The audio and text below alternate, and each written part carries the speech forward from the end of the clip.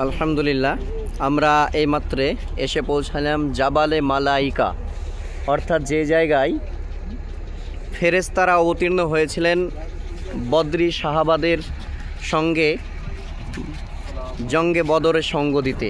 আমরা আমাদের হাজী সাহেবদের নিয়ে আজকে এসে পৌঁছেছি জাবালে মালাইকা, ফেরেশতাদের পাহাড়।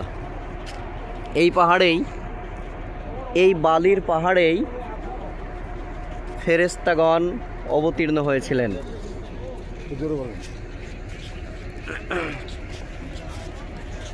এটা জঙ্গে বদরের পাশেই, সোহাদায়ে বদর থেকে কয়েক কিলোমিটারের মাথায়। আলহামদুলিল্লাহ, আমাদের সমস্ত হাজী সাহেবগণ আছেন। আল্লাহর ফেরেশতারা এসে এখানে নবী করিম সাল্লাল্লাহু আলাইহি ওয়াসাল্লামের ফৌজের সঙ্গে জাবালে মালাইকা।